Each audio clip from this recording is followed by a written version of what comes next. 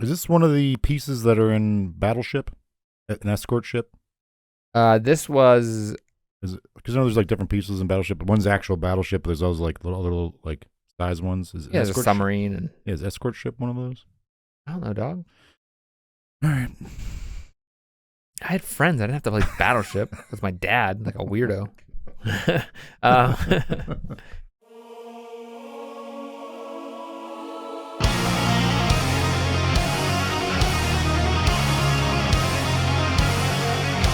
Hello, everybody. Welcome to another episode of the Mysterious Pals. My name is Chris, and I am here today to talk about something mysterious, probably.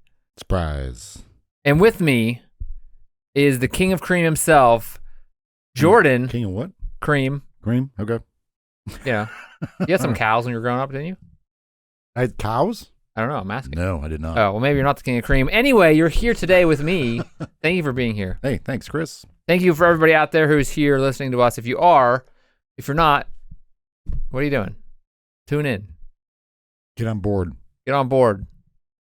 What does pirates say? Surrender the booty? I don't know. Abandon all hope? Something like that? All right. In any case, today, I want to talk about something mysterious. But Jordan, how was your week? Have a good week? It was good. Are you happy to be here? Yes. Okay. I had some good cereal this week. I enjoyed a bowl. Oh, no, sorry. I enjoyed a bowl of cinnamon life, which was really good. And I had some cinnamon toast crunch. Pretty delicious. So you like the cinnamon? Yeah. Whatever's in the bag. Whatever's in the cabinet there, because I don't buy it. Just shows up in the house. Put what I want on a list, shows up. Oh, well, that's nice. Yeah. I guess. A lot of other stuff goes along with that. But anyway, we're here. What did you do for the eclipse? Anything good? Oh, yeah. If you're here in the United States, that would say that we're in a place where you could see the eclipse. Would be a very specific type of area. Should have been able to see it, but didn't, for the most part. We didn't see the totality. We're not in that lane, but we did see weather, part of it. Yeah, the weather wasn't great. Yeah. I mean, that would also narrow it down. Sure. It was okay. Yeah. Saw something go in front of something else. Yeah. Said, cool, that's cool. The world didn't end. Everything was fine. Can you imagine what it would have been like to see that happen before, like, before like science understood what was happening? Like a solar eclipse? Yeah. I mean, they're so rare. Well, it's not true. They're not that rare as you think. They're just like if you're in the right location. Wasn't there one a couple years ago?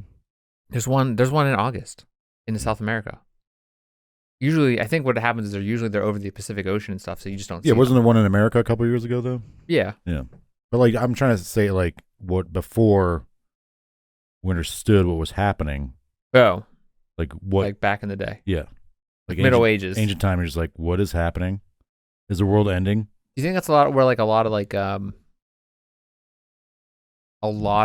the folklore about gods, or like the mythology about gods and things come from? Like those kind of situations where we're like, sure, oh crap. So I'm like, yeah. Oh crap, that's going in front of that thing. Yeah. That's getting dark. We gotta stop doing what we're doing. Yeah. Murder someone. Sacrifice somebody. Yeah, sacrifice someone. Yeah. I would think, like, I mean, I wasn't around then. Right. Nor was I. Probably. None Unless of us we're were. Reincarnated. That's true. Like we in the last episode, we talked about reincarnation. You think that, like, I would assume certain cultures and the religions thought that something bad was happening. Yeah, like you angered them in some way. Like a god or the god or one of the gods was angered, or like one of the gods was trying to eat the other gods, because some of these cultures look at the sun as a deity. Maybe they thought, like, oh, that. You think the Nazca people did this? That's what they made the Nazca lines? That's exactly why, yeah. Yeah. Another callback to another episode. There you go. Yeah. I don't know. I think all the callbacks. If you didn't know what was going on, it'd be terrifying. Also, you wouldn't know not to look at it either.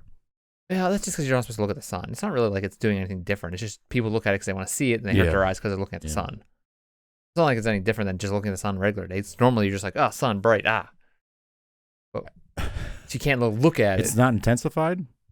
No, it's just that you shouldn't be looking at the sun. Well, I understand you shouldn't be looking at the sun, but, like. Yeah, it doesn't make it any worse. Why do you need special glasses? So you can actually look at the sun. Yeah, man. Otherwise, when you look at the sun, you're like, sun, I remember I was trying to look for it. I was behind cloud coverage. I was like, where's the sun right now? I was like, oh, that's, no. Yeah, see? Just don't look at the sun. Yeah. Don't look. Most people don't, your brain's like, don't look up there, dude. It's just when you want to look at that direction for a long time, you need for glasses. Period of time. Yeah, sure. This doesn't make any different. All right. I mean, I don't know. I'm not a sonologist. Sonologist? I don't know. I think if I saw those, I was like, the uneducated grouping of like peoples back in the day, you'd probably be terrified. Yeah. Like a lunar eclipse too? Yeah, the middle of the day, the sky's dark. You're just like, animals are acting weird. Yeah, like, what if you were like unfortunate enough to be the guy doing something very specific and you're like, oh crap. Yeah. You're like the king getting ready to like do something and then all of a sudden it happened, you're like, ever just kills you? Yeah. You're like, oh, I've doomed my people. Yeah. They're gonna kill me now. Goodbye, world. Do you think that's what happened like whenever you look at like what happened with like the Mayan people? You think it was just something like a misunderstanding like that? I mean, possible. I mean, I was saying there's some minds, but I would assume like something like you're in like, general. Yeah, in general, like anybody. It's a bad omen. I would assume most people are like, this is a bad omen. We got to get out of here. Yeah, we're doing something wrong, or someone or amongst our people are doing something wrong. So we got to leave this location, leave or kill something. Yeah, like leave this temple and move to the other side because it's not happening over there. But when we're here, it happened. Right, and it didn't happen the following year, so we know that it's okay. Yeah. It's just a happenstance. It's just like. I think it was in like 4,000 years ago in like China, they would bang like drums really loud to like to rock out. To rock out, yeah. To I don't know what term that would be. To like they thought the sun was being eaten. Oh, you're trying to scare it away. Scare whatever the thing was. I think they thought it was a dragon eating the sun, so they would like cool. bang on stuff to like. That's pretty. They probably still do that. I think that was. I could be wrong, but yeah. That's a good idea. That'd be terrifying. Next time I'm going to do that. It's bang pots and pans. I'm just outside banging with stuff. And they're like, dude, what are you doing? The sun's getting eaten by a dragon. All right. Well, we're going to go in a little different direction today. So we're not dealing with the death of children? No, not like last episode, the horrifying... I had trouble sleeping. Bad. Yeah. Comparative to other things we've done. Yeah, you're right. Sure. Yeah, sure. We know that these kids died in your episode, but in past things were just like they may have died. Well, I guess like the first was that one episode about that boy, Walter Collins. Yeah, that was kind of a bad one. That was rough. Anyway, we're gonna talk about something not dealing with children today. Okay, we're gonna go to World War II. All right, time in World War II. So I'm gonna set up this whole situation for you. And then we're going to kind of Tarantino it, go back, and then talk about what actually happened or what we think happened. Okay. I want to point out that we're talking about this because it's widely known or widely accepted this is definitely a hoax. I'm going to put that at the beginning. Oh, really? Probably. Like, obviously in this show, we're talking about this type of stuff, so we don't want to be like, yeah, this is a hoax, so don't even listen to it. Like, there's some good information, but I'm more interested, I chose this topic because I'm more interested in, like, societal understandings and like why people were thinking this is real and why people still think this really happened and what was going on, what actually was told in the story and how the story became a conspiracy theory. Okay. But in general, I think it's an interesting story and has spawned many things. But anyway. I'm intrigued. Intrigation is what I do. On October 28th, 1943, I don't think that's a word anyway. In the midst of WW2, a ship called the USS Eldridge, a Cannon-class destroyer escort ship, was docked in Philadelphia Naval Shipyard. This ship, on this date, disappeared in a green haze and then reappeared. The green haze? In a green haze. This ship also had people on it. All right. Okay, the crew and everything. We'll go into what happened to those people. This event is what is known as the Philadelphia Experiment. Okay, yeah, all right. Yeah. Have you know anything about the Philadelphia Experiment? I didn't look into it, but like very little. Like, didn't the ship disappear and then reappear somewhere else? Possibly. Okay. Some think that did happen. Some people think it went back in time. Like, there's a lot of. So this happened in a green phase, like a green haze was like left, and then it came back. It's phased in and out. Do you ever heard of a green flash? Yeah, when the sun goes down over the ocean. Yeah, like there's like a split second where like a flashes green. Is that real? Apparently. I know it was in that movie, but I don't. The Pirates of the Caribbean? Yeah. Yeah. I don't know if it's real. I think it's real. I'm not saying like the Pirates of the Caribbean movie was real. But there's even a brewery called Green Flash based off of that. I'm not saying that makes it real, but in a comic book. Yeah. The real Flash is like brother. He's green. Yeah. All right. Okay, so again, this event is known as the Philadelphia Experiment. So what we're going to do is we're talking about what happened on that October day to this ship, the crew, and those who watched this event outside the Eldridge. So people that saw it happen. We think that we know of. Okay. I'm going to talk about not only why this is what happened in this story, but why we consider this a conspiracy theory and why we consider it like people still think it's true. It actually happened. Also, timing's kind of weird during World War II, right? Right. Which is when a lot of like military stuff, conspiracy theories really start. Yeah. During a time of war. Sure. Yep.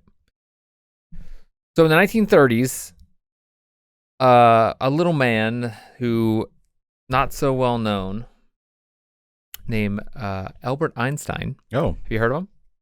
him? Yes. Okay. So this feller, was trying to develop his unified field theory. Okay. And we're going to go into what that is later. I don't expect you to know. I don't expect our listeners to know exactly what it is. I barely know what it is, but I'm going to try to explain it a little later. Einstein. Al Einstein. All right. Yeah. Oh, LB. LB.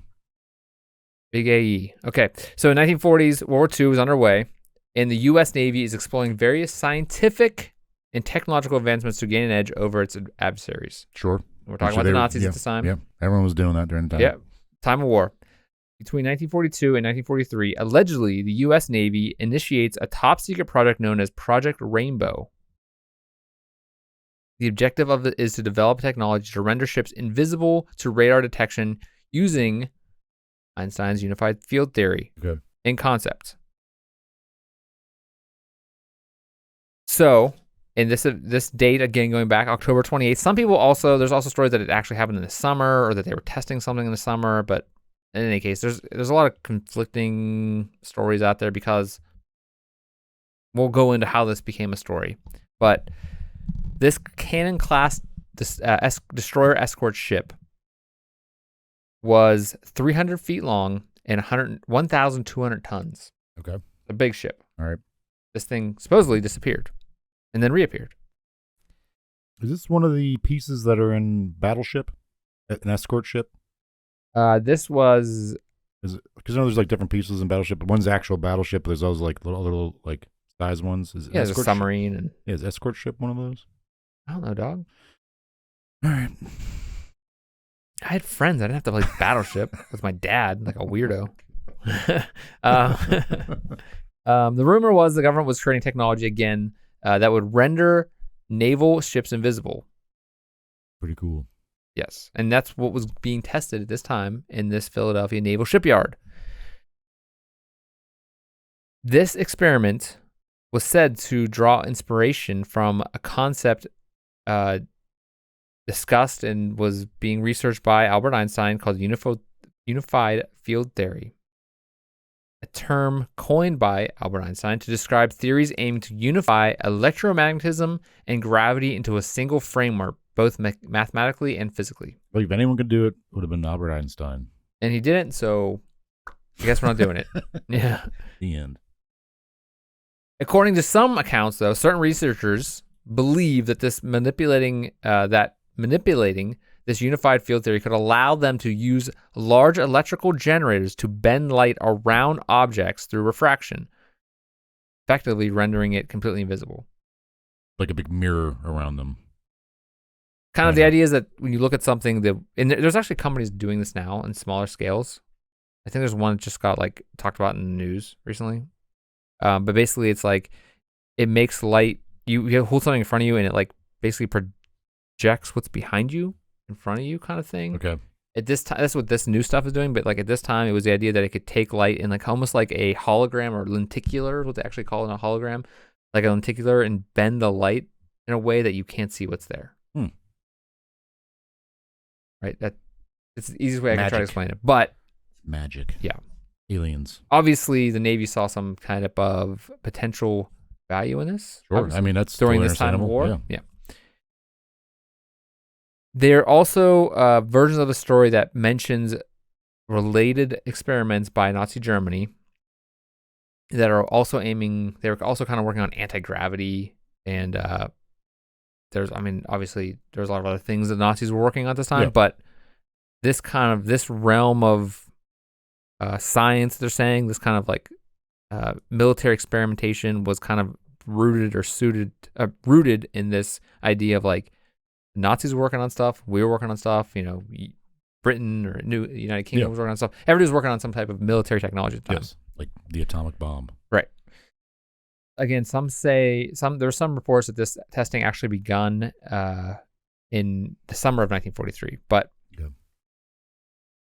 this is a race because they're hearing the enemies are doing the same thing, so they got a race to get it done, right? Or see if it actually works. Hopefully, yeah.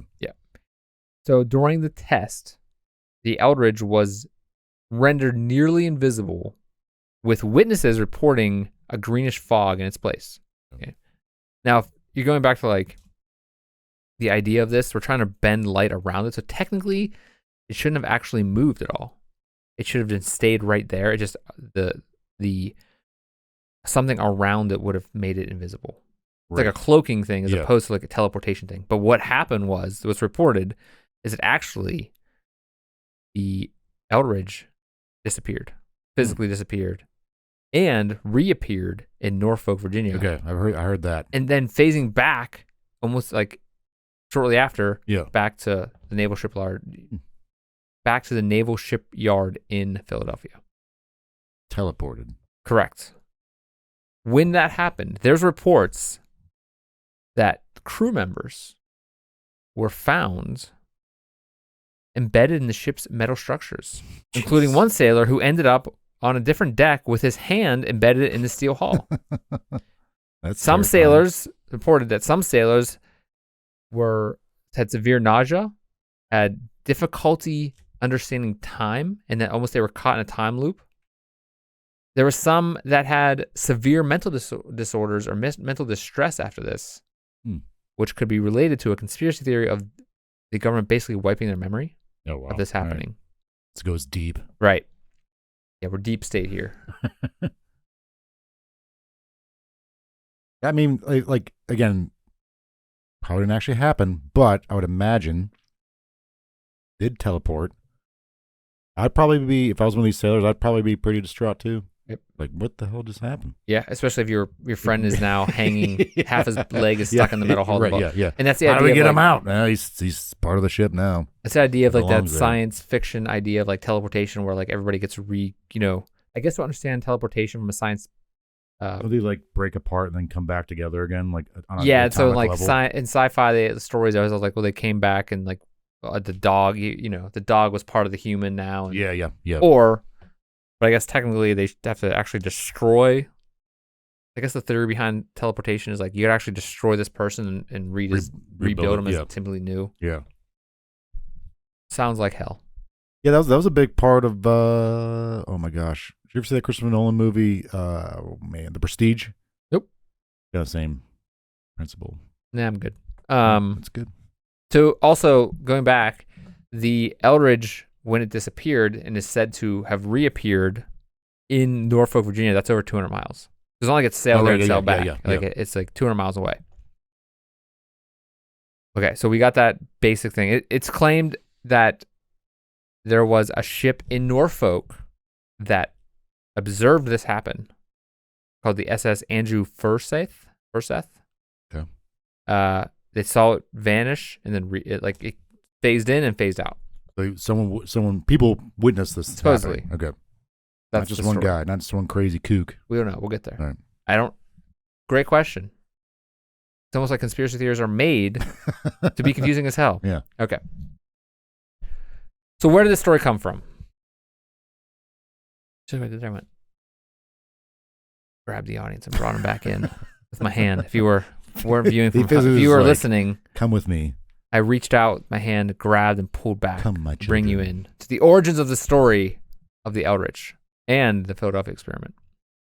You're just tuning into this broadcast. Can I say something? Nope. All right. Yeah, go ahead. Part of me thinks this is just like a propaganda stunt by the U.S. Navy to be like, hey, we have this ability to do this to, our enemies. Kind of like Operation Blue Book. Yeah. All right. Yeah. Yeah. So that's interesting because I don't know if that comes up as one of the theories I found. Okay. But that's really interesting because part of the problem is, we'll go into it, the Naval Research Office, the Office of Naval Research, which we're going to talk about, was confused as hell about this too. Okay. So that's what we're going to go into next, the origin of the story. All right. The story began in late 1955 when the Office of Naval Research, ONR, which I'm going to refer to now from now on as ONR, was sent an anonymous package marked Happy Easter. So the U.S. Office of Naval Research received this package. It said Happy Easter. All right. Inside the package was a copy of a book by Morris K. Jessup titled The Case for the UFO, Unidentified Flying Objects. Oh, here we go. But wait. The book contained handwritten notes in the margins, penned with 3 different shades of blue ink. The annotations, which we're going to call the annotated version now of this book, seem to detail a debate among 3 individuals, Jemmy, Mr. A, Jemmy, Mr. A, and Mr. B. Not Okay. Mr. Beast. We're going to hashtag him in this. Yeah, now. yeah. Just because you use the word, maybe that'll come up. When people search Mr. You're Beast. like, oh, It's look in at like this. yeah. Yeah. Mr. Beast, Mr. Beast, Mr. Beast. Anyway. The mysterious commenters discussed Jessup's ideas about UFO propulsion, alien races, and expressed concern that Jessup was getting close to their technology. We're going to know who Jessup is. Okay, all right. Yeah. Yeah. Because he's involved in this. Yeah, I'm a little confused. Okay. Yeah. Morris K. Jessup. He's an author, and we'll go over who he is. He's also like an astronomer and stuff.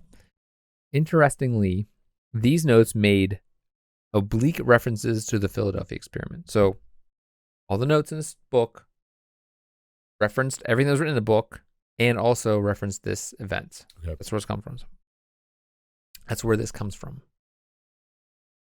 So the claims that, again, according to the information found in the package, the experiment involved the U.S. Navy trying to render this ship, the USS Eldridge, invisible. However, based on the report that this was in this package, the results were far from what was expected. The person who sent the package described bizarre occurrences, as we talked about, including the ship disappearing and reappearing, and the crew members getting stuck to the hull and everything crazy like that. At the same time, though, the author of the book, Morris K. Jessup, was getting letters from someone who called himself Carlos Miguel Allende. And actually, it was a few years prior to whenever the ONR got their package, but he was getting correspondence from this person named Carlos Miguel Allende. Okay.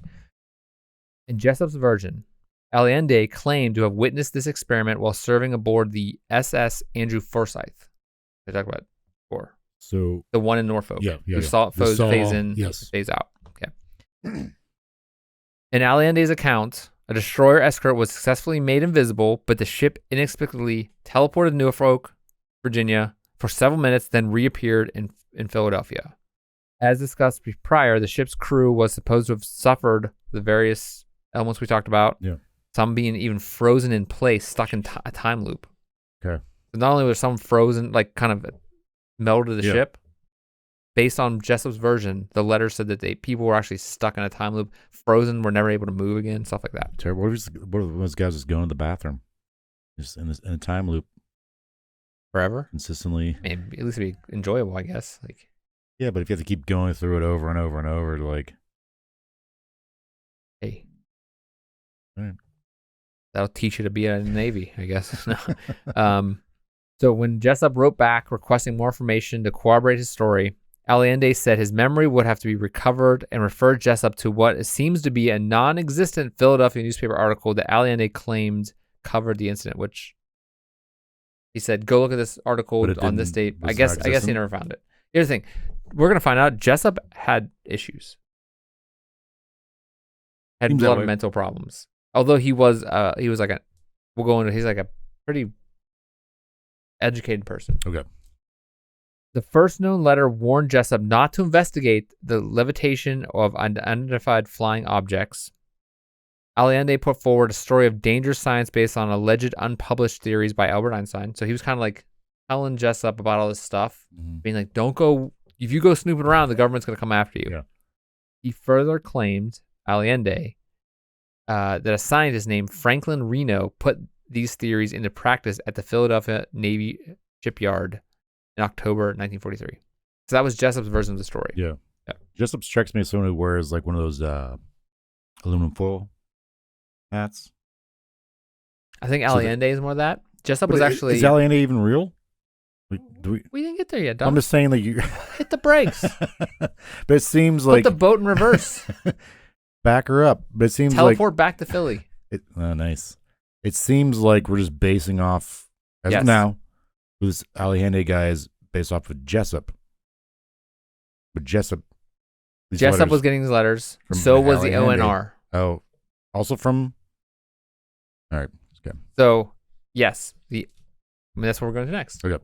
So, the author, Jessup, was later shown the annotated copy of his book by the ONR. So, he had a meetup somehow. He was at the same time with they probably had people from questions. the They're like, NOR. hey, man, what's, right. You know. And so, he noticed it because they got this book like anonymously. Yeah. With all this information in it. And all this stuff about Navy it said like research. Happy Easter. Yes. Yeah, that's right. Anonymous. They didn't know who did it, who sent it. He didn't send it. Okay, sorry. So he did not send it. That's right. So he noticed the handwriting resembled the letters he had received from a person named Carlos Miguel Allende. Oh. So Jessup twist. Yeah, Jessup noticed the writing in the book that they received, the ONR. Yeah. However, even though he knew it was from Allende, he didn't say anything. The ONR that he knew that. Because he wanted to keep the story mysterious and make the government keep looking into aliens and like teleportation and stuff. Allende, alien. I mean, wait, we'll get there. It's even better than that. His real name's even better. All right. It's Chef's Kiss. E.T. Yeah. His name's E.T. Yeah. Steven Spielberg. Yeah. What a nice guy. Okay, so who was Jessup? Let's go into what this guy is. Yeah. So he's an American author, ufologist, who gained prominence in the mid-20th century for his writings on UFOs and related phenomena. He was born in 1900 in Indiana. He studied astronomy at the University of Michigan, so he had a background in science and space. Yeah. His most notable work was in the field of ufology in the book titled The Case for the UFO, which is what was sent out, and that was published in 1955. Right, so, but this all started in 43? That's when the event started. Yeah. When was Communications Roswell? started in 55. Roswell was 48? We looked maybe? I think so, yeah. Yeah, I think we looked it up before. All right. In this book, Jessup explored various UFO sightings, encounters, and theories, attempting to provide a comprehensive analysis of the phenomenon. Based on what I found about this guy, Jessup, he was really into space and like he was just really into understanding space and like what's out there. Sure. Because he has an astronomy background, he liked space. This sounds really terrible, but the fact that his name's Jessup, that makes me feel like he's not. Why? His name's Jessup. Morris K. Jessup. Yeah, last name's Jessup. Yeah. I don't know. I don't trust him. Is that your last name? So you don't trust him? All right, so Jessup. It's like ketchup. It's a weird... Catsup. Yeah, catsup. Okay. He delved into topics such as extraterrestrial life, advanced technologies, and government secrecy surrounding UFO investigations. That's where he kind of got himself in a little bit of trouble. One of the reasons for Jessup's enduring fame in ufology is the association with the Philadelphia Experiment. Okay.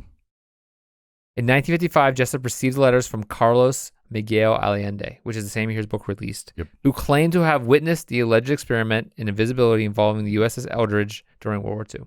This is 55, whenever he got the book got published. That same year, received the letter or the annotations from Allende. Right.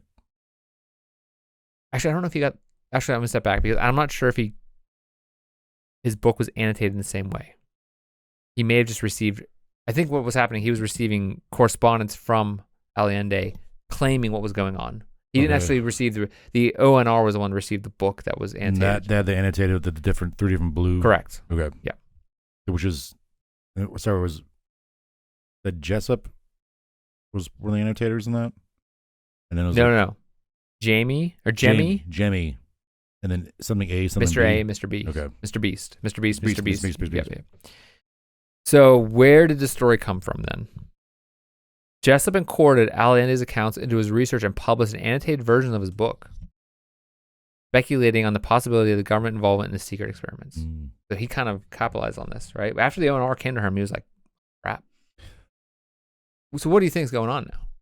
Knowing that, do you think Carlos is real? Do you think Jessup made it up? Do you think Jessup was the one that sent the letter to the... Yeah, I definitely get the vibe that this Jessup guy is just like he's clearly an educated man, right? Studied science and... He sat in a classroom a couple years. Yeah, sure. No, yes, he is. But I also think he might be taking advantage of the hype of UFOs. Because like I said, 1948, the whole Roswell incident. Things it's becoming like since then it's becoming Cold War more starting to ramp up. Yeah. I think the impression he's a bit of a kook, Maybe. but maybe not. Maybe he got bored. Yeah. Was going to write a book. I think the one thing that stands out about Jessup, from what I read, he actually had a degree in astronomy, but he did not actually work in that field. He may have been like, I don't know if he was like actual teacher. Like when I say teacher, I mean like a professor or anything. But I don't think he actually worked in that field. I think he was a salesman, and he just did that for fun, basically. I also get the impression he might have thought he was abducted at one point, possibly, and just like his brain went. What would you do if you were abducted? Would you tell me if you got abducted? Or would you just keep it to yourself? I like to think so. Think you've ever been abducted? No. By the aliens, not like by some guy on the street. Yeah. Hey, get in my van, kid. Yeah. Do you think I have been abducted? No. Yeah. But that's the thing. Would you tell people? Would I know? Would they know. want me to know? I feel like they wouldn't want me to know. I mean, college was a crazy time. Yeah, that's true. They've been like, oh, this guy looks good. Yeah. He likes to drink. He won't remember anything. Do you think you would tell people if you remembered it? So initially I was like, yes, but then I'm like, they're going to think I'm crazy. This dude's crazy. Yeah. That's the problem. You ever see Fire in the Sky? No.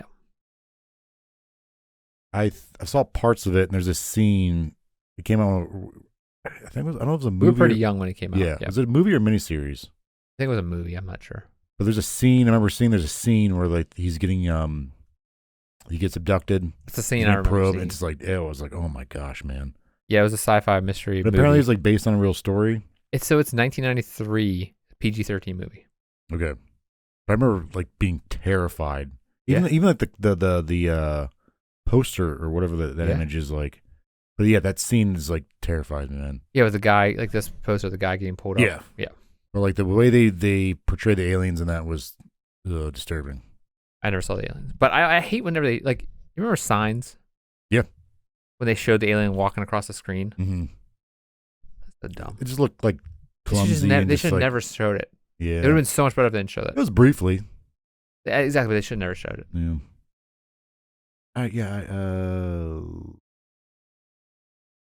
You don't like. I remember there was a time where like people were like, "Oh, I was abducted." There's also some farmer out in the middle of nowhere. Do you really hear about people getting abducted by aliens anymore? I guarantee you, if you go on Facebook and type in "abducted by aliens" or go on the internet, oh, of course, or Reddit accounts, like of course, yes. But I'm saying like there was like in the news, like that's the only way it got out there. Yeah. I mean, probably if you went to that town, went to the bar in that town, there were probably 30 guys in there telling they're abducted. It was also around the same time like crop circles were a thing, and that's kind of been debunked. Fake. So like, I don't know. People, I mean, now they can just be an influencer. If you get abducted now and you're on Instagram, you're probably famous as hell. Yeah. But why are they always abducting these people in these rural small towns by themselves? Like, is that it? It's easier to get in and out. I'm not going to go to a city. I'm not going to fly my magic ship to the city and be like, hey, I'm going to pick up these dude. Yeah, I mean, why not, though? To be witnesses? Someone will see me. Yeah. I'm trying to do this on the... There's a theory that, like, what's that theory that, like, Earth is like a farm? Or, like, we got planted here, and they're kind of just letting us grow and, like, repopulate because they need us for... I don't know. I remember, What's that theory? Like I remember seeing in South Park, like where Earth is just a reality TV show for aliens. Yeah. That was pretty funny. Again, all of our popular culture comes from cartoons. We're educated people. Like no, there's like the theory that like we are basically like a repropagation of like the aliens use us to get new DNA because they messed up their own, something like that. That's kind of along the lines of like the Matrix. No, they weren't aliens, but that the robot overlords took over and they were using us for energy in the Matrix. Was that a thing? Oh, I don't remember. I don't think I ever saw. What? No, I saw. No, I never saw the. I don't think I ever saw the first one. I saw like the second two. Why would you? Were you just like, what the hell's going on the whole time? Yeah, because I think I was in college when the second one came out, and we was like, let's go see this movie, and I'm like, okay. I was confused as hell, but I watched it. The action was cool. And I think I saw the third one, and I was like, I should really see the first one. Yeah, sure. Figure out what the hell's going on. Yeah. I mean, Keanu Reeves is awesome. He's great. Yeah. Yeah. He can't do Lawrence anything wrong. Fishburne was great in that. Who? Harry Moss. Yeah, that was great. The twins? Oh, the twins were in the second one. Those dudes are creepy. Yeah. They're like the dreads. With the truck scene? Yeah. Yeah. I never saw the newest one. Did you see the newest one? I did. That's fine. Another movie. I feel like I should rewatch it because there's like a lot of hidden things in there. But yeah. Did you ever see Jupiter Rising? No. Everybody always clowns on that movie. It's like the Wachowski brothers, the guys who made the original Matrix, right? There wasn't like Channing Tatum in that. Yeah, and like he's in Mila Kunis, and he's like a werewolf guy, part human, part werewolf. Yeah, and he Twilight. He like rollerblades through the sky, through the air. Yeah, he rollerblades. Yeah, like through the air, and that's how he gets around. He's like an alien. It's supposed to be the dumbest movie ever. He's a werewolf. I think he's part werewolf. You sure you're not thinking of No, man. No, man. I know dumb crap. Did you ever see Cloud Atlas? That's a movie. It's based on a book. The Wachowskis did that one. Yeah. Is that There's a lot of like time jumping and time. Is that the Forrest Gump guys in that? Yeah. Yeah. Apparently, like I liked it, but apparently it was a bomb. You see the tree or something? Never mind. Tree? Yeah, it was like a tree. The dumbest movie ever. Tree of Life? Or is Hugh Jackman in it? Yes. I didn't see it. I want to watch that. That's the dumbest movie. Oh, it's the most boring pile of crap I've ever seen in my life. I was like, this is the longest pile of garbage. I want to watch because I like Hugh Jackman a lot. He can do it all. Nah. No? Not the tree. Oh, not the tree. This is gonna make you not like him anymore. Was he the tree in the movie? Yeah. He just played a tree. I'm like, you're such a bad actor. Jupiter Ascending, not Jupiter Rising. Okay, so Channing Tatum, old Channing. Oh my God, this is the dumbest thing ever. He's one of those actors. And there's a thing. This is a thing for a long time. Like they were in every movie that came out for like years. Like he was like him and Jonah Hill, Jennifer Lawrence were just like I think Jennifer Lawrence made so much money she could do it how she wants. But all of them, like they're just in like 2 movies a year for like 5 years. They were in everything. Yeah, all these actors, and they're just like, what's that girl from? Everybody from Superbad. Yeah, Emma Stone. Yeah, she was Jonah Hill. I mean, they made so much money. They're like, I'm good. I think some of them had some issues. I mean, I don't care. I don't know. Okay, so wait. Channing Tatum is Kane Wise. What's his name? Canine Wise. Oh my God. Half human, half canine. Oh my God. What? Is this based on something? I wouldn't be surprised if it wasn't, considering if the Mila Wachowskis Kunis is did Jupiter Jones. There's a secret. Oh my God. There's a secret kingdom inside Jupiter. Alien kingdom. Oh, that reminds me of did you ever see John Carter? Isn't that like a super bad movie that everybody I liked it a lot. on? It was good. It's like this He dude can jump real far. Yeah. He's from Earth. Yeah. He was a Civil War guy, got somehow transported. Was it Disney? Yeah. And they like take a huge loss on it and mess up a lot of stuff. Yep. I actually thought that was a pretty good movie. So he's part dog. Yeah. And he rollerblades across the sky. So Channing Tatum, Canine Wise, interplanetary warrior who informs Jones that her destiny extends beyond Earth. Become the queen of the dog people. She's who can rollerblade. I mean, this movie might be fine, but you're not selling it very well. No, it's really bad. I always feel bad, crapping on movies because like there's people who actually did like a lot of work to get these things done. Maybe they should have worked on a better movie. I don't know. I mean, yes, it's a lot of work to make a movie, but if the concept is bad, who's funding? I mean, obviously there's a person at the top that's giving them money to do it. But some of these people just need to work. Yeah, no, I understand. Not necessarily the actors. I'm saying like the people. I'm glad they got paid. Yeah. But bad movies don't make a lot of money. Yeah. So they should have. I don't know. But they can later on. A lot of the movies like they're considered bad. They get like a weird second life because they're bad. Yeah. Speaking of bad movies, did you ever see the movie Tiptoes? No, what? Tiptoes, I think it's called. Tiptoes? No, is it Tiptoes? It's I found out about it through Tosh.0. Matthew McConaughey's in it. Gary Oldman's in it. Who else is in that? Anyways, Matthew McConaughey has a brother who's played by Gary Oldman. He's a little person, but they do it so badly. It's supposed to be like a serious movie, but it's like so badly done. It's like that one movie that everybody, the worst movie ever or something, or it was all about the internet recently or a couple years ago. Our friend was really into it because he thought it was hilarious and it was a really bad movie. Wait, what movie? I don't know, man. Hold on. I'm trying to figure out why Jupiter's rising or Jupiter's ascending. Apparently, she's just this girl who's a cleaner who's like, hey, you're actually the queen of Jupiter. Because Earth was just a place to harvest people for like the aliens. Oh, that's how it started. Yeah. Right. Okay. And it's basically like she. But is that an actual theory? Like people think the Earth is. Yeah. Or just basing it off this like movie? we're farmed. Like we were planted here. There's tons of theories about that. Right. Like humans were planted here. Where the hell were we? What are we talking about? Sean Bean's in it. Who? Sean Bean? Oh, he's he's Stinger Apney.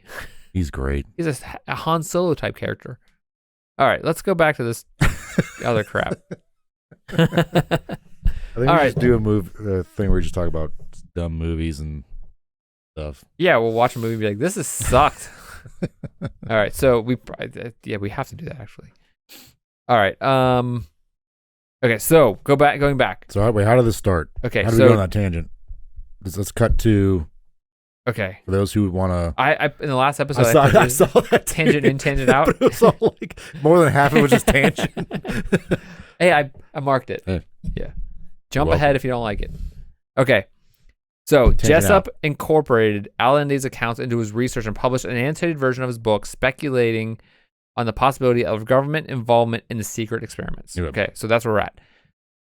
While Jessup's work garnered attention in UFO circles, it also attracted controversy and skepticism by mainstream scientists and even skeptics. So even the skeptics... They were like, this guy... Look at this guy. This fella over here. He's full of balonies.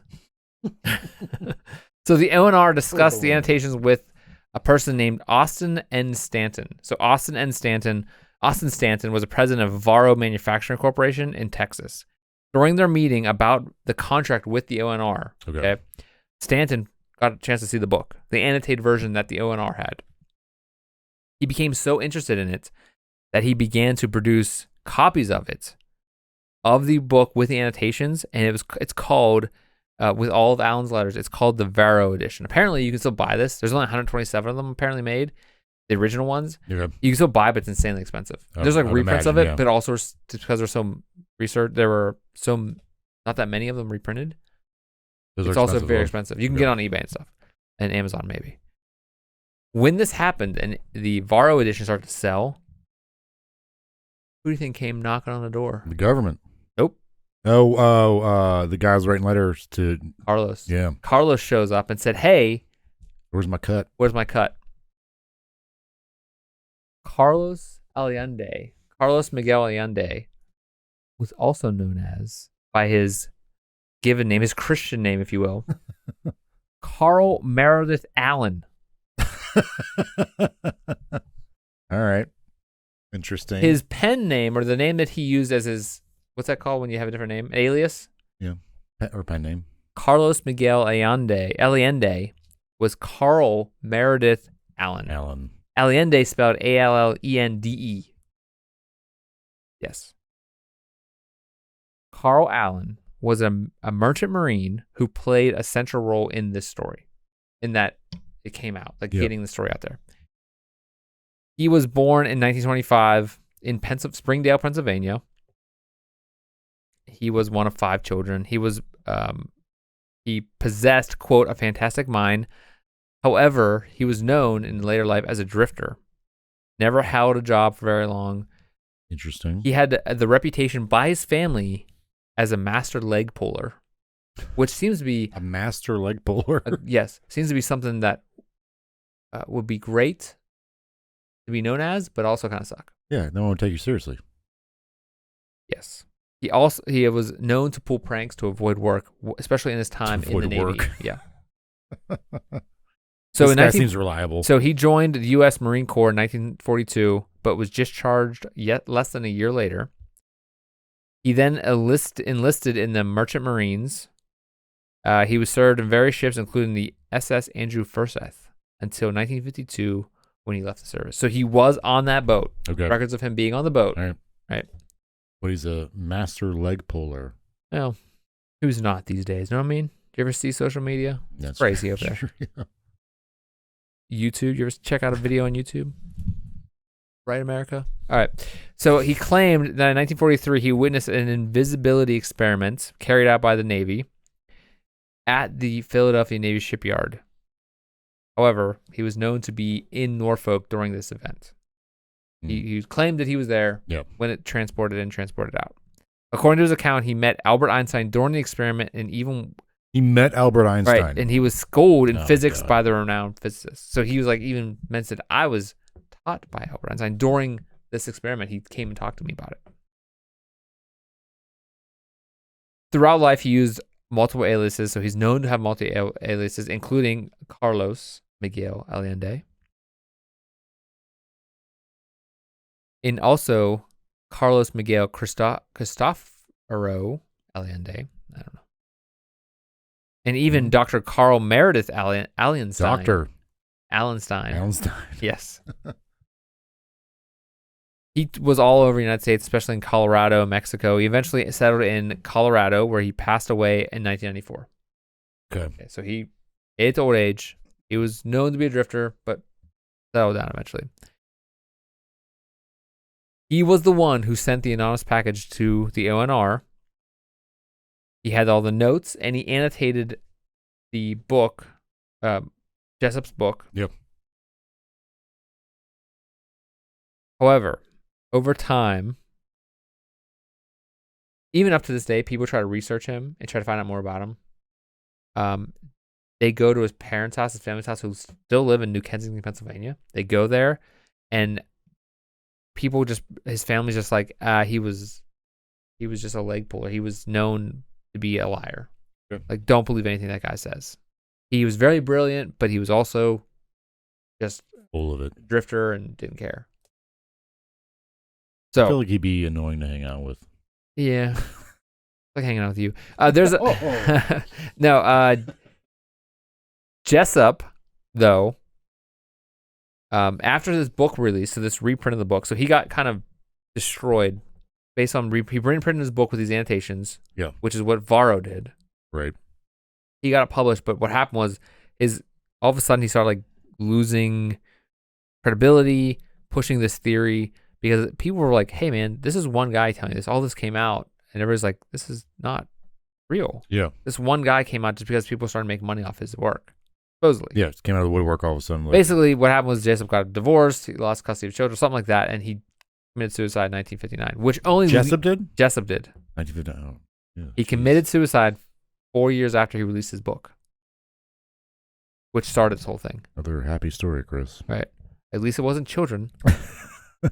So he committed suicide, which only led to the speculation. Like, did he commit suicide? Did he actually commit suicide? Right.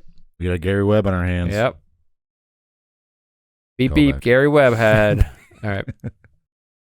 So we're going to go back to, okay, that's the whole story. We're going to go into just like some concepts of like the science behind it, like what actually was going on maybe, or could it be, what people attribute to that. And actually, what I want to go to then is why the project became so popular. So So this is like a national thing because it's like a book. This is being published. There's a movie in 1984 about it. Oh, geez. All right. Like a pretty well-known Warner Brothers production. Okay. Called The Philadelphia Experiment. Yeah. 1984, though. I mean, who cares? VHS tape. I don't know. Where am I going to find that at, right? If only there was a story you can go to. Yeah. But like, so the book was published in what, 1950? His book, the original book, was Yeah. 55. That's the same year that the ONR got. Right. There's only so many that were, you said only 150 were published? No, that was the Varro edition That's of the right. book. Yeah. So this is like prior to 1980 when the movie was made, like people have heard about this. Oh, right? it's going to, you'll see it. It gets big. It blows up. Because that's part of the problem. So, yeah, Jessup received the letters in 1955 from Allende. The ONR received the annotated book in 1955 also, and later in 1955, supposedly. Well, that actually did happen. Whether what was in it, suppose it is like what was in it. Okay. If the information was true. But anyway. Big if. So this is the science behind this concept, or the experiment.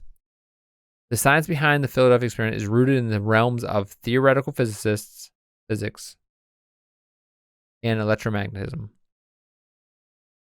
Proponents of this theory, or this experiment, claim that it was made possible through manipulation of electromagnetic fields surrounding the USS Eldridge. One of the theories behind this involves electromagnetic radiation.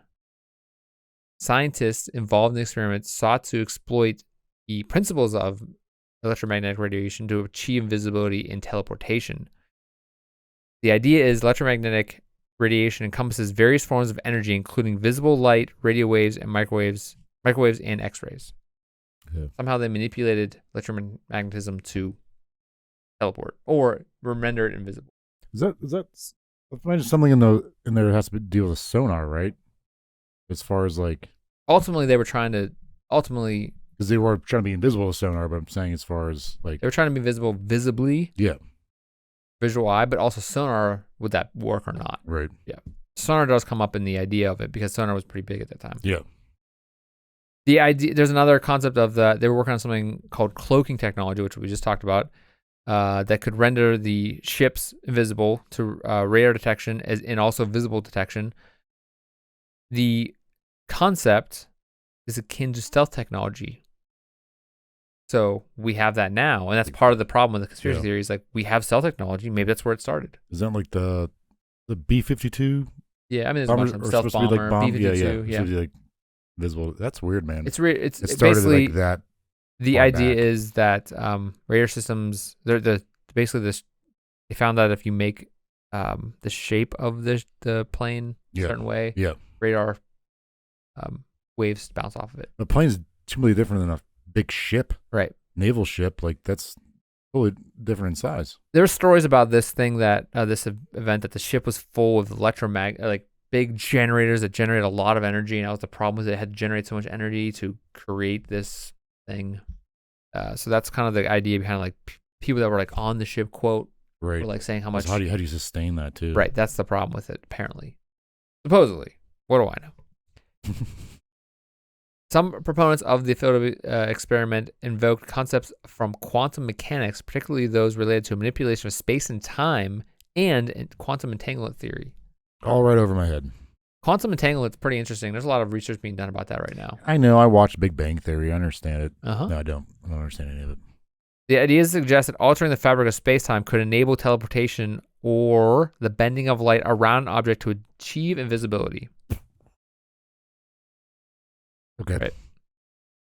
I guess one of the theories was like they actually did go from Philadelphia to Norfolk, but like they did it using space-time in a way that made them actually just go there really quickly, and then go back.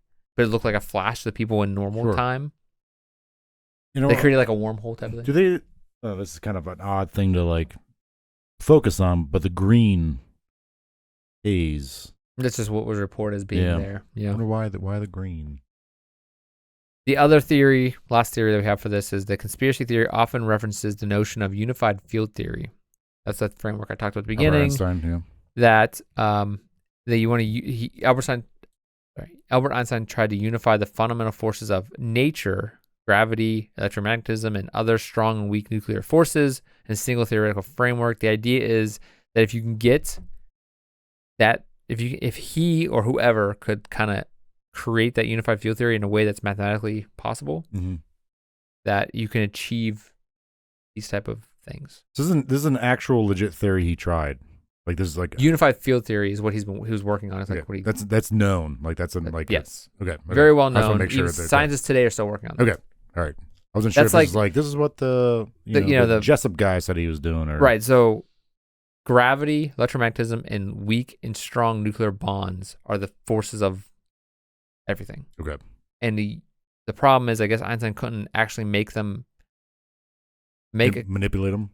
No, he couldn't figure out a way that they all made sense together. Oh, okay. But if you could figure out how mathematically they can unification. Yes. Yeah. If you could figure out how to make sense on like how they actually work. The other theory is like, well, dark matter, is that a thing? Is that acting on those? What causes weak or strong nuclear bonds that keeps atoms together? So kind of like that level of physics that we're going into, like why do atoms stay together? Why do they operate the way they do? Okay.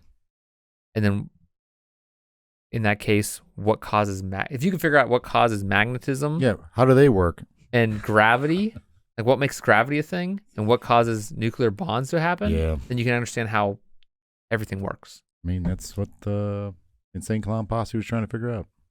Magnets, how do they work? They're the known physicists, the insane clown posse. Yeah, those guys. So, why did this story become so popular? Why do you think? I mean, it's understandable. World War II, we're talking World War II.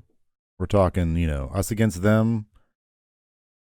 Advancements in science and technology, and like how wars are run, and how we're trying to beat them before they beat us, kind of thing. Like that's understandable, but are we going to let that get out though in the open? Right. But then it does get out in the open, so that becomes fascinating.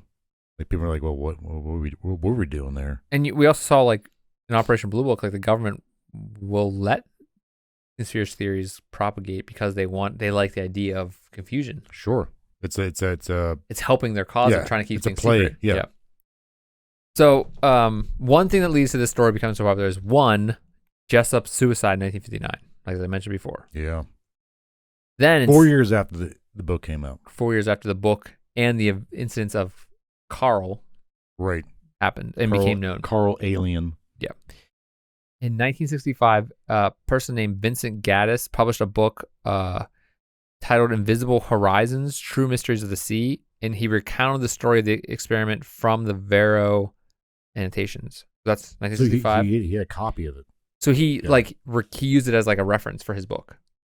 Yeah. So he was using it as like actual science. The primary source. Yeah. Or he referenced it, I guess. Recounted the story in the book. And you figure like back in the 60s, we're talking about a time when like it wasn't like they're going on YouTube to learn the truth. Like they're just going to you get a book in the library, you figure it's the truth, right? Yeah. For the most part. Yeah. Like if it's a book on like when you look at think about 1965, when you go find a book called Invisible Horizons, True Mysteries of the Sea, you're like, has to be true. Yeah. Especially by, Yeah, what section of the library would that be in? Would it be like physics? Would that be in oceanography? Like, I don't know. Garbage. I mean, the trash. Yeah. No, I don't know. I fake news aisle. They didn't have that yet. And then there was a book in 1978 titled Thin Air. In this book, set in the present day, a Naval Investigative Service officer investigates several threads linking wartime invisibility experiments to the conspiracy involving matter transmission technology. That's by George E. Simpson and Neil R. Berger. That was a novel. Yeah. So it's a story, but again, propagates this mystery still. This story. Wasn't that this kind of thing with the airships? Like with Jules Verne? Yeah. But like that was part of the problem was you had this time in the time of the airship stories. There's development in like technology. Plus actual developments, plus stories, novels. Yellow and News. Stuff. Yeah. Yeah. Okay, so in 1979, a very popular book published came by an author named Charles Berlitz, who had written a best-selling book called Bermuda Triangle. His co-author was a ufologist, William Moore, published a book called Philadelphia Experiment, Project Invisibility. So there's a good connection between this like very popular, person or author and then another guy. Are we going to the Bermuda Triangle being a thing? Well, I think it was because of, yes, maybe. Okay. No, but it was like, no, it's saying that the Philadelphia Experiment was a book published by this association.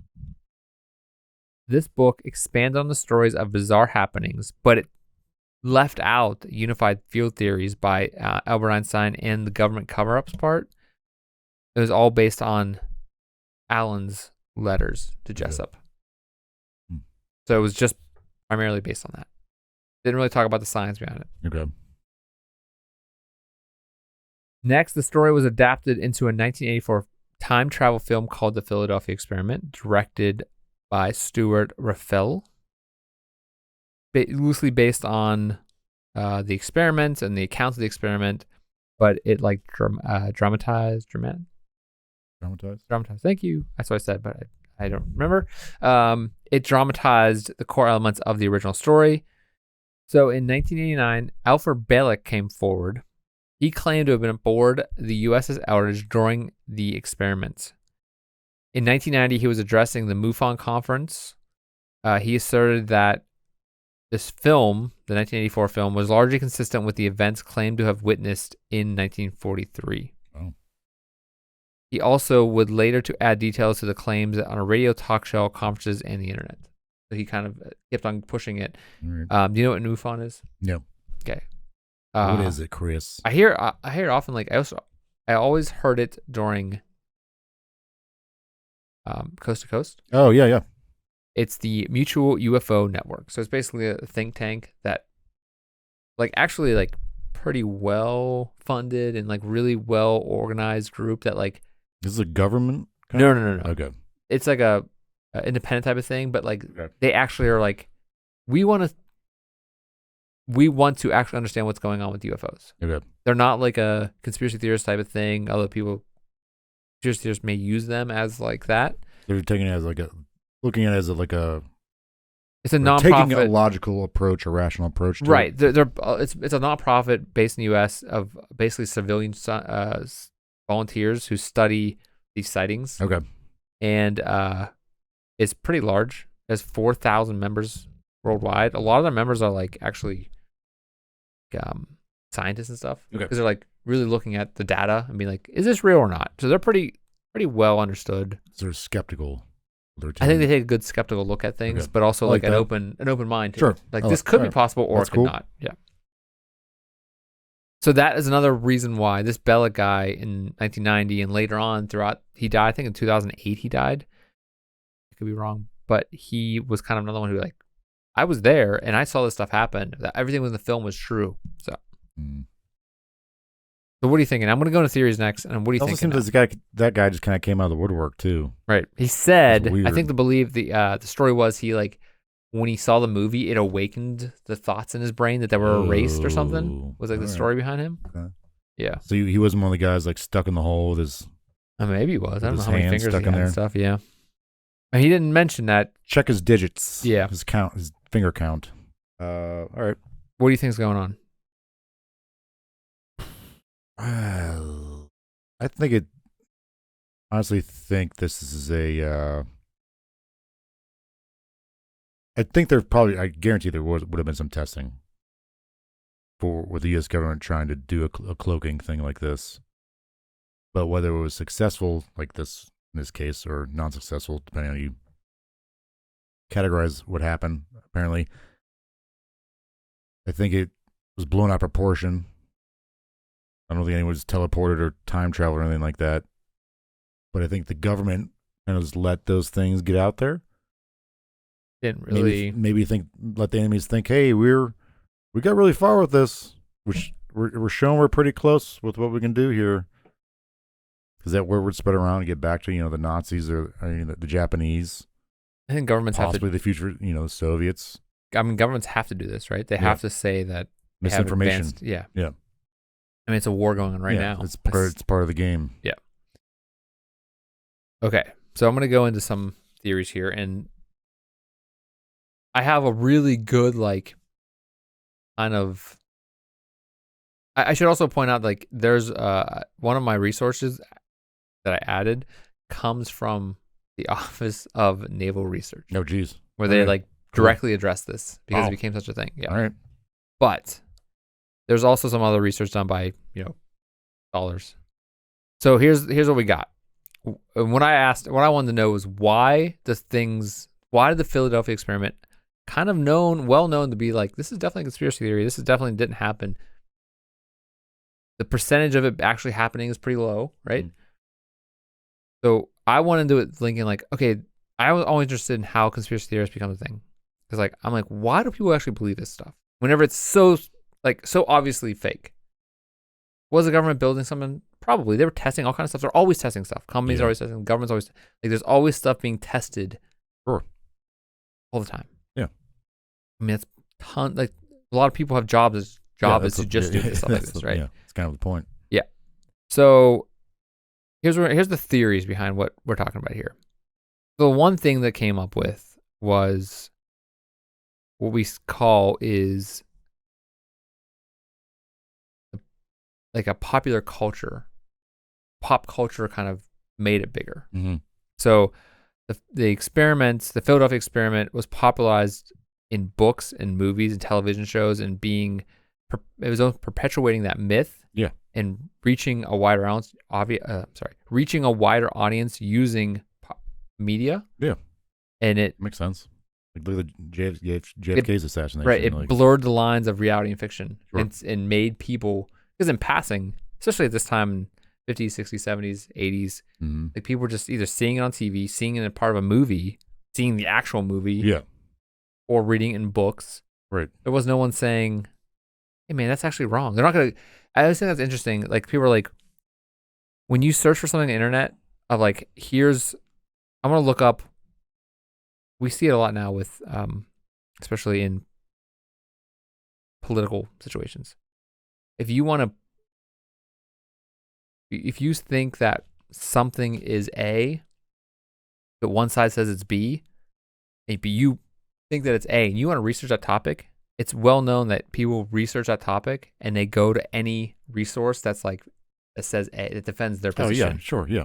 Right, so it's like not as cut and dry, like black and white. Yeah. Everything that's gray, which is most things in the world, they always go to A. Because like A is what I believe, and I'm going to go research this thing to learn more. They're never going to consider B. Right. Which drives me insane. Yes. Because usually the truth is always in the middle. Yes. Or it's some part in the middle. But I think this gets exacerbated because, it's the end of World War II, atomic bomb, Cold War, a lot of uncertainty, with like fear of the unknown, especially when like the whole Roswell incident happened. Be like, well, is there other life out there? What are we doing? What are we doing to, like, are we safe from, Earth threats? Are we safe from extraterrestrial threats? So like this gets like further pushed in the mainstream and further debated upon and perpetuated. Like something like this, that happens. Like, what are we really doing out in the ocean? Are aliens involved with this? It's wartime. Yeah. Another issue that we run into when it comes to theories is anecdotal accounts that are taken as fact, yeah. And that which is then perpetuated by popular media or by the popular culture. Some individuals claim to have been firsthand knowledge of experiences related to the Philadelphia experiment, adding a layer of credibility to the believers, especially whenever it comes from the government. Mm-hmm.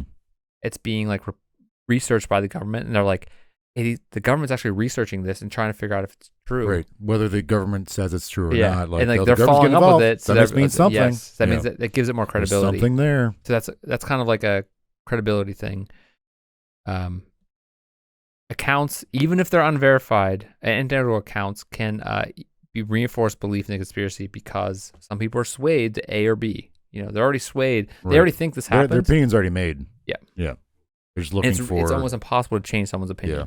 Especially whenever you're pushing back against it. Yeah. It's like one of the worst things you can do when someone believes A, is try to be like, no, you're wrong. Right. Because they're never gonna change it. That's even gonna make them dig in more. Yes. Yeah. Which leads into another theory of confirmation bias. Once people become interested in the Philadelphia experiment, they may seek out the information that confirms this. Yeah. Confirms that it's true, while dismissing any evidence against it, especially whenever you have the government involved. Yep. Because what people say who believe in it say, well, the government erased their brains, or the government did this. Yeah. Which is always an issue. Yeah. When people cannot. That doesn't happen anymore. Never want. You're true. People never want to see the other side, or never even consider it. Yeah. Which is perpetuated by the internet a lot. Because it's faceless part of the internet. But like, then you just find like-minded people on the internet who further push that. Yes. Another theory is the idea of a lack of critical thinking. Because the allure of mystery and sensationalism in the story is so captivating. They think it has to be true because it's so much interesting rather than a simple idea. And I think that's why conspiracy theories are so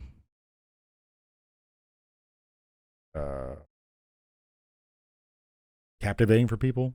Like they tend to want to believe that because like more fantastical. More fantastical, yeah. It's rather than the obvious answer or just not knowing. They're like, something has to, otherworldly or shady's happening. It must be, conspiracy theory. It's and there's research done that says people are more inclined to accept a narrative at face value rather than critically evaluating it at its veracity, because to evaluate it takes work. That's so sad. And also, it's not as interesting. Yeah, it's not as fun. Yeah, whenever you find out, when it leads you to like it's not actually true, it's not interesting. Yeah, especially because when you look at like, it's crazy when you look at like scientific conspiracy theories. It's always interesting when people like. I love when people say like, that's not true. Because the scientists are not telling us that it's true. Right. But then you're like, talk to scientists and they're like, I don't have time to look into that. I'm trying to actually solve problems here. I don't have time to go after chase these conspiracy theories to prove that these things are not true. Right. And now I think, thankfully, in some cases, people like scientists are being like, we need to actually help. We need to actually show people how the conspiracy theories are not true and how dangerous they are. Yeah. Finally, people are starting to think that. But like scientists, especially when it comes to like, medical science, they're like, I don't have time to prove this crap. I'm trying to actually solve problems over here. And that's what a lot of problems when it comes down to. It's like, scientists are not saying it's wrong. It's because scientists don't know. They're saying I don't know because they haven't looked into it. Yeah. They're not saying it's wrong. They're just like, maybe or maybe not. I just haven't had the research. Right. Yeah. Figure it out. Right. And another issue is complexity and ambiguity. The events surrounding the experiment are complex and shrouded in ambiguity, making it difficult to definitively disprove the conspiracy theory. Again, scientists are not saying this is why that never happened. Nor the government, so that doesn't help either. Right, because the government's probably trying to... They want misinformation, maybe. Yeah. So they're kind of helping itself, which actually does a service to society later. The ambiguity leaves room for speculation and imagination, allowing myth to persist. Of course, yeah. And I think we've seen this throughout history. Yes.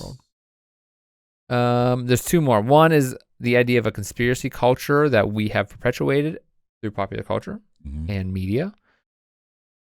The Philadelphia experiment is a part of a broader culture of conspiracy theorists or theories where people are inclined to believe in secret government experiments and cover-ups. Such narratives often tap into the general distrust of authorities and institutions. Yep. So, and now it's kind of these all theories kind of connect together in weird ways. Yeah, they definitely do. Yeah. But here is one of the ones that seems to be like, okay, that makes total sense. What actually happened? And again, the government hasn't come out and said this is what happened. They haven't denied it. Right. But they did come out and say Philadelphia experiment is total not real. Okay. But I mean, the Office of Naval Research said that. But what is known as degaussing experiments? The what? Degaussing. Okay. Degaussing. Degaussing. My first experience with degaussing. Degaussing? How's it spelled? Degaussing? Supposed to be deguessing? Yeah. Was a Gauss gun in Halo. And also in Metal Gear Solid games. Yeah. So, personnel at 4th Naval District have suggested that the alleged event was a misunderstanding of routine research during World War II at the Philadelphia Naval Shipyard.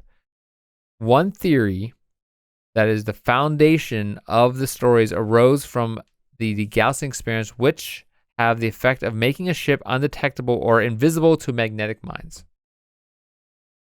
Researcher Jacques Vallée, in his 1994 paper, described a procedure on the USS Engstrom, which was docked alongside the Eldridge in 1943. The operation involved the generation of powerful electromagnetic field on board the ship in order to deperm. In order to Get rid deperm of all the sailors' perms. Yes, get rid of them perms. Wait till the 80s. Or degauss it, with the goal of rendering the ship undetectable or invisible to magnetically fused undersea mines and torpedoes. All right. Degaussing, what's degaussing? is the process of decreasing or eliminating a remnant of magnetic field. Okay. So it's getting rid of magnetism. Making all that metal not magnetic. Okay.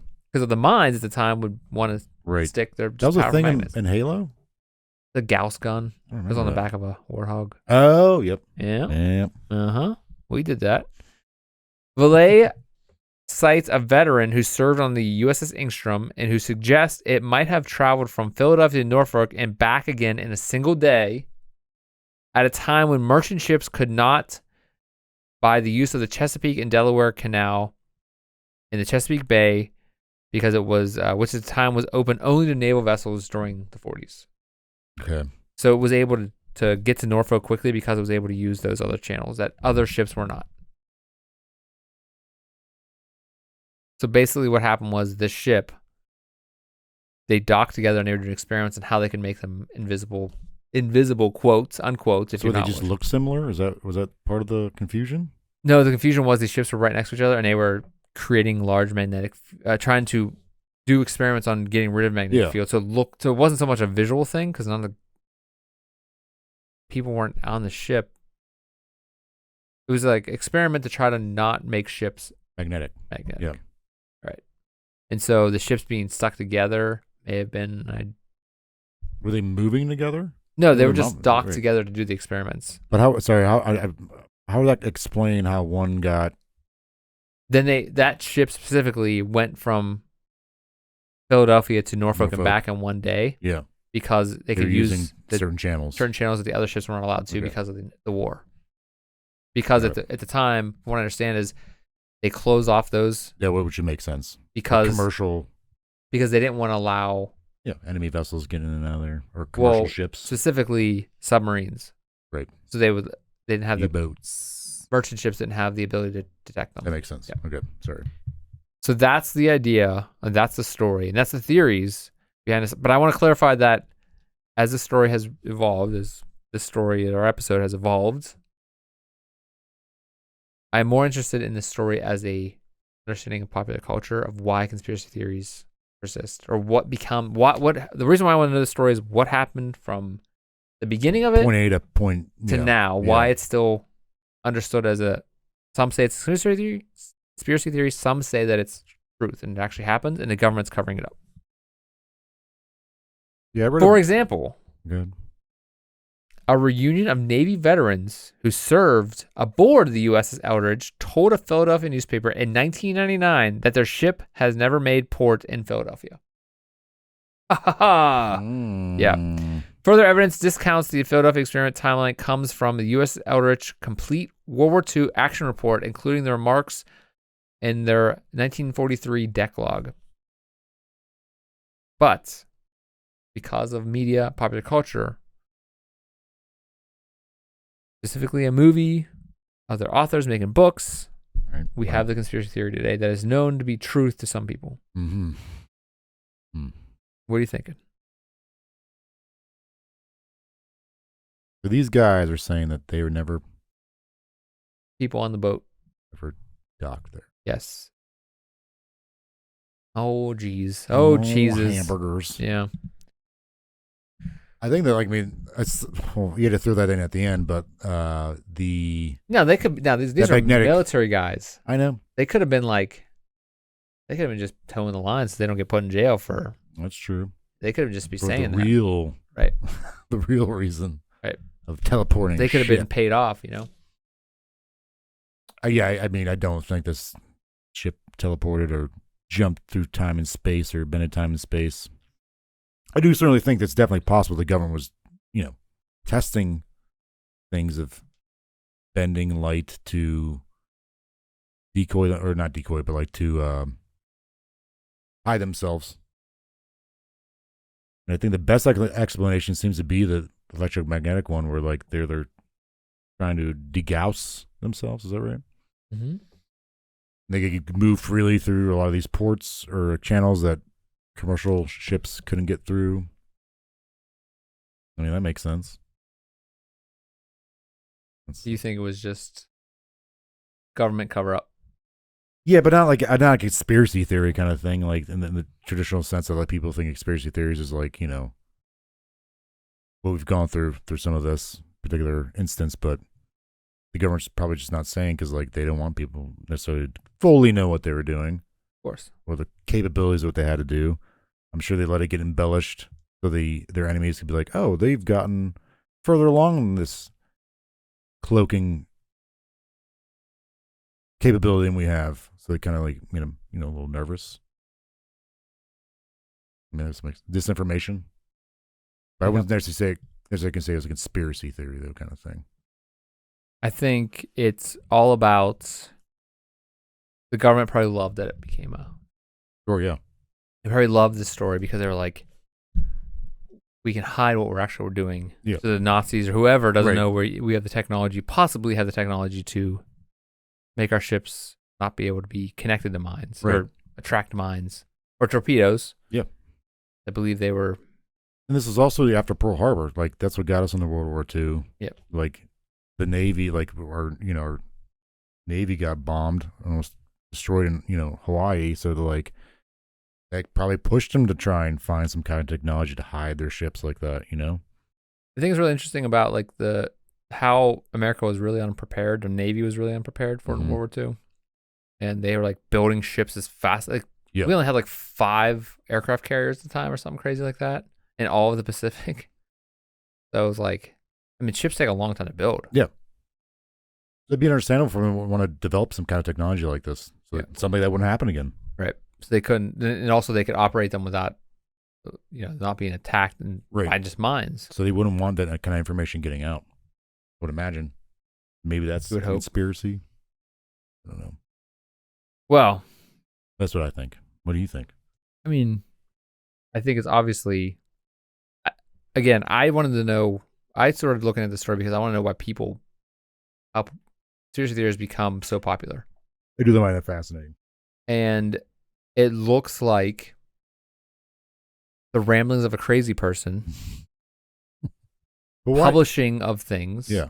Like, why did this guy say that? Like, why would he take the time to do all that? Also, why would Jessup kill himself? I think he had apparently he had mental health issues, and also his he had a divorce and stuff like that. Like, I think it was just a combination of a lot of things. And, like, his career was on the down. Like, he was not selling any books, and, like, he was, like, not making any money, I guess, from it. Like, his, I guess that book that he did publish was kind of a flop. Okay. From what I understand. And, like, people were, like, he kind of, like, all, like, his ufologist friends, like, the people that kind of looked at him as, like, a good source, kind of like, oh, man, you would publish this crap? Like they thought, a lot of people at the time thought that this was just complete garbage. Sure, yeah. The story was complete garbage, but then the Varro edition got really popular for some reason. And then, and then the other story started using the Varro edition in the story to, like, and it kind of made it, if you take a story out long enough. Is there any, like, theories or conspiracy theories about who the Mr. A, Mr. B were? I think there was research done about that. Apparently, They think that it was all just, what's his name? Oh, Carl Allen. Coral. Yeah, Carlos. Meredith Allen. Yes. I think that from what I understand, it was known that it was just that guy. Yeah. And he was just using different color pens or something like that. The conspiracy theory, it doesn't help that the government wasn't saying yes or no, fully denying anything. Right. Fully accepting anything. So, of course, that's going to, cause concern and rumors to start and people think, oh, there's something going on here. They're just not telling us. It keeps happening today. Right. And I think you have a guy like an insane person like Carl, who, for some reason, got the attention of the ONR, government agency. Right. And that kind of made it kind of like, if that got out that people at ONR were kind of going around talking. The worst thing they could have did was talk to Jessup, right, and Varro. Yeah, if they want to keep it quiet and not let it explode into this big, unless maybe that's what they wanted to do. So that's all we got today. That's all I have. I have nothing else. I think it's silly story. It's cool though, man. No. When I say silly, I think it's a silly thing that like we're looking into something like that. Let me say that again. I think that it's a silly story that blew up to much bigger than it probably could have been or would have been, or if they had just he threw that box in the garbage. If the guy who opened the junk mail. Yeah. And Jessup was probably trying to capitalize on something that all of a sudden was like the government was looking into. Like I said, he didn't say anything that he knew Allende. He knew who that was because he wanted the government to like blow it up. Yeah. He wanted the government to keep. If he would have said, "Oh, that's this crazy guy that's been emailing me or sending mail to me," they'd have been like, "Okay, that's it," and they would have thrown it in the garbage. Yeah. What year did Albert Einstein die? Do you have any idea? Old Albie. So I wonder if he ever like chimed in on any of this. I feel like he might have already been dead by the time this blew up. Could be wrong. Albert, old Allie. 55. Yeah. So right when the book was published? Yeah. Did he kill Jessup? 59. Book was published in 55. Jessup's book was published in 55. And that's also whenever Allende sent his copies out. You mean Albert? Carlos Allende. Albert. Allende? Yeah. If you just put it backwards. If you read his book backwards, it says Albert Einstein. I am Albert Einstein. Yes. Yeah. 79. Yeah. The old master leg puller himself, Albert Einstein. The ultimate leg puller. That's right. Yeah. Okay. I think we have come to the end of this fantastic story.